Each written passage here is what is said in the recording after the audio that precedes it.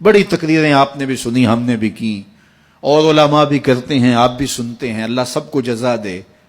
لیکن کیا آج کے اس اجتماع میں آپ یہ عزم کر سکتے ہیں کہ جو سنیں اس پہ عمل کریں گے؟ جو چیز سمجھ میں آ گئی کہ یہ درست ہے، یہ بالکل سچی بات ہے، تو پھر ہم عمل سے کوتاہی کیوں کریں؟ میاں اتنا سن لینا جتنا عمل کر لیں۔ وہ ہمارے بزرگ ایک کہانی سنایا کرتے تھے کہ ایک سادہ سا دیہاتی آدمی تھا، تو اس کو کسی نے کہا کہ مولانا آ رہے ہیں تو وہ واز کریں گے، تو آپ میرے ساتھ سننے کے لیے جائیں۔ تو انہوں نے کہا ٹھیک ہے میں چلتا ہوں۔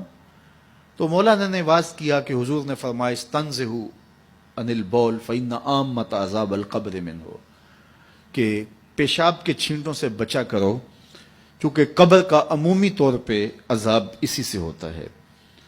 تو کہتے ہیں کہ انہوں نے ساتھ طریقہ بھی یہ بتایا کہ نرم جگہ پہ پیشاب کیا کرو، اس وقت یہ واش روم اس طرح کے تو ہوتے نہیں تھے، تو نہیں تو تھوڑی سی ریت اپنے ساتھ رکھ لیا کرو، جہاں کہیں سخت جگہ ہو اور آپ کو حاجت ہو تو وہاں تھوڑی سی ریت ڈال لی تاکہ چھینٹے نہ اڑیں اور آپ کو تکلیف نہ ہو۔ تو یہ اس پہ انہوں نے سارا زور دیا، اور گفتگو اس عنوان سے تھی۔ مجلس ختم ہوئی، واپس آئے تو بات بھی ان کی سمجھ میں آئی، یار ان سے عذاب قبر ہوگا، اور یہ مولانا تو نہیں کہہ رہے، یہ تو اللہ کے رسول کا فرمان سنا رہے ہیں، تو یہ بات تو ٹھیک ہے۔ تو انہوں نے سفر میں اپنے ساتھ ریت رکھنا شروع کر دی، 2-4 کلو ریت اپنے ساتھ رکھتے۔ تو 8 دن کے بعد وہ پھر آ گئے، تو کہنے لگے کہ وہ حضرت مولانا پھر آ رہے ہیں کوئی، تو آئے، ان کا خطاب سننے چلنا ہے۔ وہ کہنے لگے میں ابھی 4-5 کلو وزن اٹھا سکتا ہوں، عادی ہو جاؤں گا تو دوسرا خطبہ سن لوں گا، لیکن ہم تو روز، وہ کئی لوگوں کی عادت ہوتی ہے کہ دوپہر کو یہاں سننا، شام کو وہاں، دوپہر پھر نمبر بھی لگاتے ہیں تقریروں کے، فلاں مولوی نے زیادہ اچھی کی، اس نے تو بہت زیادہ اچھی کی۔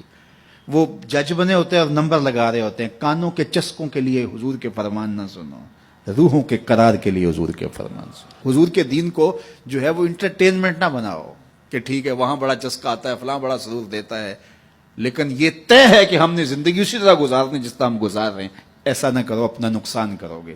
یہ زندگی اللہ کی امانت ہے، روز روز نہیں ملتی، آج گزر گئی تو کل یہ وقت ہاتھ سے نکل گیا۔ یہ عزم کرو، جو سنو، اور اگر آپ کو یقین ہو کہ جو کہا جا رہا ہے وہ سچ کہا جا رہا ہے تو پھر ہمارے پاس کوئی دوسرا راستہ ہی نہیں ہے اس پر عمل کرنے کے علاوہ۔ تو آج کی اس مجلس میں اگر ہم صرف اسی بات کو طے کر لیں کہ آج کے بعد جھوٹ نہیں بولیں گے، ٹینشن ختم ہو جائے گی، اندر کی بے قراریاں ختم ہو جائیں گی، روحوں کو قرار آنا شروع ہو جائے گا، باطن کو اجالے نصیب ہو جائیں گے۔ تو یہ میرے حضور کا کردار ہے کہ میرے حضور صادق بھی تھے، میرے حضور امین بھی تھے۔ حضور کا یہ اسوہ، حضور کا یہ بتایا ہوا طریقہ، حضور کا یہ عمل اور حضور کا خوبصورت رویہ میں اور آپ اپنی روحوں میں اتارنے کی کوشش کریں۔ اس کا طریقہ کیا ہوگا؟ آج ہی سونے سے قبل 5 سے 7 منٹ کے لیے، ویسے بھی سونے کے وقت بندہ کچھ نہ کچھ سوچ رہا ہوتا ہے، تو 5 منٹ کے لیے سوچیں آج سارے دن میں نے کوئی جھوٹ تو نہیں بولا، اور آپ دیکھیں 1 2 3 4 5 اتنے جھوٹ میری زبان سے نکل گئے، تو یہ تو بہت نقصان ہو گیا۔ چلو کل کا دن انشاءاللہ احتیاط سے گزاروں گا۔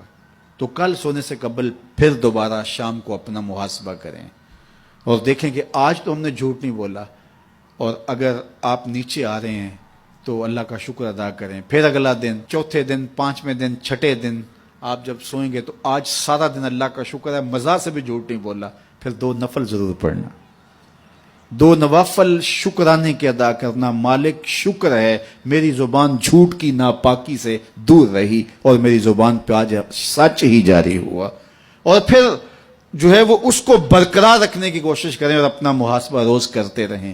چند دن کے بعد آپ دیکھنا کہ زندگی گزارنے کا نشہ آنے لگ جائے گا۔